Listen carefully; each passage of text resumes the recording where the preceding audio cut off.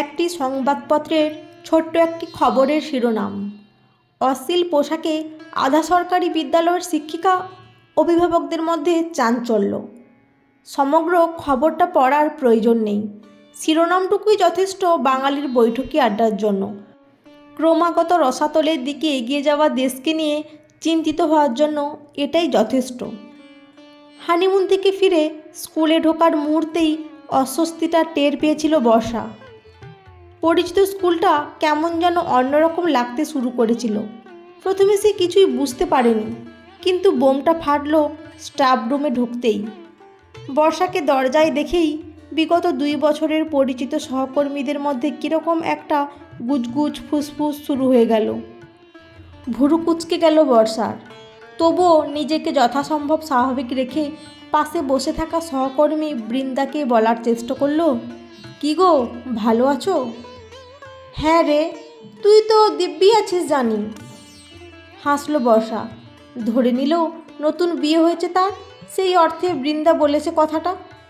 পাশ থেকে তুলিদি বলে উঠলেন, "তোমার ছবিগুলো দেখলাম ফেসবুকে।" আবারও মিষ্টি করে হাসল বর্ষা। তারা বিয়ের পর হানিমুনে গোয়ায় গিয়েছিল, ভীষণ আনন্দ করেছে সেখানে, তারই ছবি দিয়েছিল ফেসবুকে। পর্ণাদি একটু সিনিয়র, তার আর 3 বছর পরে রিটায়ারমেন্ট। এবার পর্ণাদি বলে উঠলেন, "তুমি এমনিও ওই সব পোশাক পরো, নাকি গোয়া বলেই পড়েছিলে?" পর্ণাদির কথাটা কেমন যেন বকরক্তির মতো লাগলো কানে। তবুও বর্ষা রিয়াক্ট করল না। পর্ণাদি বয়স্ক মানুষ, তাই হয়তো একটু রক্ষণশীল। তাই বর্ষা ভদ্রভাবেই জবাব দিল, "কিছু পোশাক বেড়াতে গেলেই শুধু পরি। বিয়ে তো এই সবেমাত্র হলো, আগে নিশ্চয়ই মা বাবার সঙ্গেই যেতে?" "হ্যাঁ, তো আর কার সঙ্গে যাব?" "মা বাবা কিছু বলতো না?" "না, কি বলবে?" "ও।" ছোট্ট কথাটা মুখ বাঁকিয়ে বেশ কায়দা করে বলল পর্ণাদি। খারাপ লাগলো বর্ষার। তাকে কেউ অপমান করলে সে হজম করে নিতেও পারে, কিন্তু তার মা বাবাকে করলে সেটা সে পারে না। বর্ষা একটা শ্বাস নিয়ে বলল, "কি ব্যাপার বলুন তো পর্ণাদি, কিছু কি হয়েছে?" "না না, কি আবার হবে?" আবারও বাঁকিয়ে জবাব দিলেন তিনি। কি হচ্ছে কারণ ভাবতে ভাবতেই বর্ষার ডাক এলো হেডমিস্ট্রেসের রুম থেকে। "আপনি একজন শিক্ষিকা হয়ে এরকম অবিবেচকের মতন কাজ কিভাবে করতে পারলেন?" প্রশ্নটা ধেয়ে এলো একজন অভিভাবকের কাছ থেকে। আজ থেকে ঠিক 2 দিন আগে হানিমুন থেকে ফিরে স্কুলে জয়েন করার দিনই হেডমিস্ট্রেসের রুমে ডাক পড়ে তার। সেখানে গিয়ে জানতে পারে হানিমুনে গিয়ে অশ্লীল পোশাক পরে হাজব্যান্ডের সঙ্গে ছবি তুলে সোশ্যাল মিডিয়াতে পোস্ট করায় নাকি স্কুলের মানসম্মান ধুলোয় মিশে গিয়েছে। অভিভাবকরা ক্ষেপে উঠেছেন। গতকালই কোনো ক্ষিপ্ত অভিভাবকের বিক্ষিপ্ত প্রতিক্রিয়ায় ফলস্বরূপ ঘটনাটি স্থানীয় সংবাদপত্রেও স্থান পেয়েছে। তাই সেই সব কিছুর ফলস্বরূপ আজকে স্কুলের প্রাঙ্গণেই এই খাপ পঞ্চায়েত বসানো হয়েছে। স্কুলের সকল শিক্ষিকা, ম্যানেজিং কমিটির সদস্যগণ, অভিভাবকরা সকলেই উপস্থিত রয়েছেন এখানে। যদিও বলা হয়েছে একটা আলোচনা হবে, কিন্তু সামগ্রিক পরিস্থিতি দেখে এটাকে একটি গ্রাম্য সালিসি সভার বেশি কিছু বলে ভাবতে পারছে না বর্ষা। এখানে অপরাধীর মতন তাকে অদৃশ্য কাঠগড়ায় দাঁড় করানো হয়েছে। আপনি একজন শিক্ষিকা হয়ে এরকম অবিবেচকের মতন কাজ কিভাবে করতে পারলেন? ধেয়ে এলো প্রশ্নটা। একটা লম্বা নিঃশ্বাস নিল বর্ষা। তারপর যথাসম্ভব শান্ত গলায় বলল, "কোনটা অনুগ্রহ করে যদি একটু বলেন তাহলে খুব ভালো হয়।" "আপনি জানেন না কোনটা?"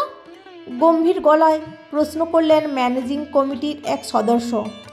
বর্ষা উত্তর দিল, "ভাষা ভাষা কিছু শুনেছি, তবে সেটা আমাকে কাঠগড়ায় দাঁড় করানোর জন্য একটা পর্যাপ্ত কারণ বলে মনে হয়নি আমার।" পর্যাপ্ত কারণ নয় বলছেন কি করে? একজন শিক্ষিকা হয়ে গোয়ার বিচে দাঁড়িয়ে ওরকম অশ্লীল পোশাক পরে ছবি তোলার আগে নিজের পেশার কথাটা একবারও মনে পড়ল না আপনার? কোনো এক ছাত্রীর মা উত্তেজিত কণ্ঠে বলে উঠলেন কথাগুলো। মৃদু হাসল বর্ষা। পেশার কথা নতুন করে কেন মনে করতে হবে? আমার পেশা তো আমার অস্তিত্বের সঙ্গেই জড়িয়ে। তাই নাকি? তাহলে ওই পোশাক পরে সোশ্যাল মিডিয়ায় ছবি ছাড়লেন কোন হিসেবে? আপনি তো অঙ্কের দিদিমণি, এতটা বেহিসাবি আপনি কি করে হয়ে গেলেন? হিসেবটা মেলানোর জন্য আমাকে আগে বলুন তো, আমার অপরাধটা ঠিক কোনটা? ওই পোশাক পরাটা নাকি সোশ্যাল মিডিয়ায় ওই ছবি দেওয়াটা? দৃঢ় গলায় জানতে চাইল বর্ষা। উপস্থিত জনতার মধ্যে গুঞ্জন শুরু হলো। একটু পরেই অবশ্য উত্তরটা এলো। যদি বলি দুটোই? আপনি সোশ্যাল মিডিয়ায় ছবি পোস্ট করেন না? জানতে চাইল বর্ষা। উত্তর এলো, ছবি পোস্ট করা আর এইসব ছবি আলাদা জিনিস। কীরকম? এই রকম পোশাক পরে।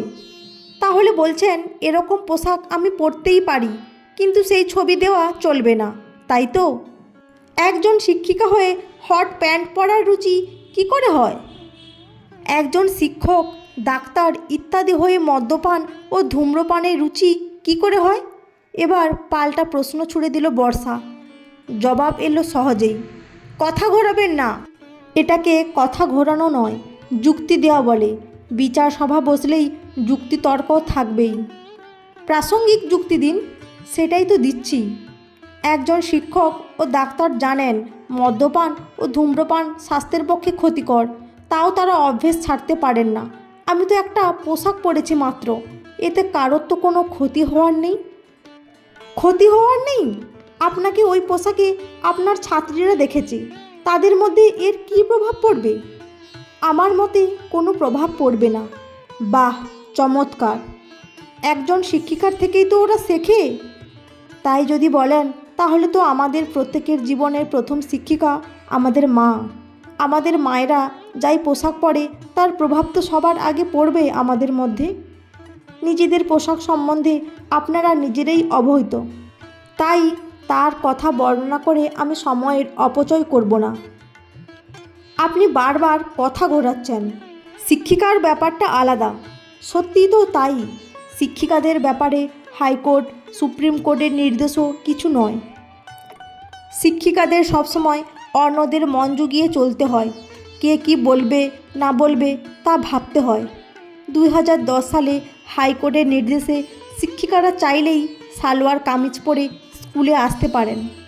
শিক্ষিকাদের সালোয়ার কামিজ পরতে দেওয়ার দাবিতে যে পিটিশন জমা পড়েছিল, তার পরিপ্রেক্ষিতে মাননীয় বিচারক জয়ন্ত বিশ্বাস বলেছিলেন, the teacher are educated enough and know about the decency of their dress, so the school authority need not impose a dress code on them. অথচ মজার ব্যাপারটা দেখুন, আজও আমাদের স্কুলসহ বিভিন্ন স্কুলে নানান অজুহাতে সালোয়ার পরে আসতে দেওয়া হয় না। ড্রেস কোড হিসেবে শাড়িকেই চাপিয়ে দেওয়া হয়। আপনি বলতে চান আপনার গোয়ার পোশাকটি ডিসেন্ট ছিল? বর্ষা চিনতে পারল ভদ্রলোককে। তার শ্বশুরবাড়ির পাশের পাড়াতেই থাকেন। নিজের মনেই মুচকি হাসল বর্ষা। তারপর বলল, আপনি যখন সকালে কলে জ্বর নেন তখন দেখি পরনে শুধুমাত্র একটি বারোমুন্ডা থাকে। আমি যদি খুব ভুল না করি তাহলে আপনিও সম্ভবত একজন শিক্ষক। ভদ্রলোক এবার উত্তেজিত হয়ে দাঁড়িয়ে পড়লেন। আমি বাড়িতে কি পোশাক পরি না পরি সেই প্রসঙ্গ এখানে তোলার কি প্রয়োজন আছে? আমারও তো সেটাই প্রশ্ন। আমি হানিমুনে গিয়ে কি পোশাক পরলাম না পরলাম তা নিয়ে স্কুলে এত সমস্যা হচ্ছে কেন? বিগত 2 বছরে একটা দিনও কি আমায় এমন কোনো পোশাক পরে স্কুলে আসতে দেখেছেন যেটা একজন শিক্ষিকার ক্ষেত্রে বেমানান? আমিও বিশ্বাস করি একজনকে তার পেশার প্রতি দায়বদ্ধ থাকতে হয় এবং পেশাক্ষেত্রে যাওয়ার সময় মানানসই পোশাক পরতে হয়। কিন্তু পেশার বাইরে তো আমাদের একটা ব্যক্তিগত জীবন রয়েছে, তাই না? ওনার যেমন কলে জল নেওয়াটা ব্যক্তিগত জীবনের অঙ্গ, তেমনি আমার বেড়াতে যাওয়াটা ব্যক্তিগত জীবনের অঙ্গ। আবারও চাপা গুঞ্জন শুরু হয়ে গেল। কয়েক মুহূর্ত পর এক অভিভাবিকা উঠে দাঁড়িয়ে বললেন, কিন্তু সোশ্যাল মিডিয়ায় ছবি দেওয়ার আগে ভাবলেন না যে আপনার ছাত্রীরাও দেখবে সেটা? বর্ষা মুখটা গম্ভীর করে বলল, ছবি দেওয়ার সময় এটা সত্যি আমার মাথায় আসেনি। হাসি ফুটে উঠল সেই অভিভাবিকার মুখে। কিছু একটা বলতে গেলেন তিনি, কিন্তু তার আগেই বর্ষা আবার বলে উঠল, কিন্তু ব্যাপারটা হলো আমি তো সব ছোট ছোট শিশু কিশোরীদেরই পড়াই। এরা তো কেউ প্রাপ্তবয়স্ক নয়। তাহলে ফেসবুকের ছবি এরা দেখলো কেমন করে?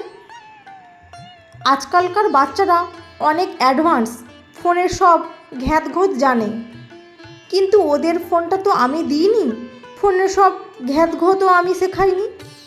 আর আমি বিশ্বাস করি এটা ওদের ফেসবুক করার বয়স নয়। তা সত্ত্বেও ওরা ফেসবুক করছে। আপনাদের কথা মতো এমন কিছু দেখছে যা ওদের দেখার মতন নয়। তাহলে এর জন্য সালিশ সভা বসবে না? এবার আর জনতার মধ্যে গুঞ্জন দেখা গেল না। বর্ষা দেখল তার সামনে উপস্থিত জনতার মুখগুলো আস্তে আস্তে নিচে নেমে যাচ্ছে। বর্ষা সুযোগ পেয়ে আবারও বলে উঠল, আমাদের প্রত্যেকের পেশার বাইরে একটা ব্যক্তিগত জীবন থাকে, যেটা তার একান্ত নিজস্ব। সোশ্যাল মিডিয়াও তারই একটি অংশ। একজন পুরুষ শিক্ষক হানিমুনে গিয়ে নগ্ন শরীরে সমুদ্রে স্নান করলে বিতর্ক ওঠে না, কিন্তু একজন মহিলা হট প্যান্ট আর টপ পরলে স্কুলে সালিশি সভা বসে যায়। আর কতদিন মেয়েদেরকে এভাবে পোশাকের দাড়িপাল্লায় মাপবেন বলতে পারেন? বাচ্চারা তো বলে আমার কাছে পড়তে তাদের বেশ ভালোই লাগে। অনেক অভিভাবকও বলেছেন একই কথা। তাহলে আজ হঠাৎ আমার একটা পোশাকে সেসব মিথ্যে হয়ে গেল? আমি আজ হঠাৎ করে আমার ছাত্রীদের মধ্যে কুপ্রভাব ফেলে দিলাম? বাহ, চমৎকার! আজকালকার বাচ্চারা অনেক অ্যাডভান্স, কিন্তু তাদের অভিভাবক হয়ে আমরা কেন অ্যাডভান্স হতে পারি না? নিজেদের মনকে খুলে দিতে পারি না? আজ ১বিংশ শতকে দাঁড়িয়েও পোশাকের দাড়িপাল্লায় মেয়েদের মাপতে থাকি সেই ১৯ শতকের মতো। কেন? কেউ একজন অন্তত উত্তর দিন। হলে উপস্থিত প্রায় ৫০টা মুখে এখন আর উত্তর এলো না।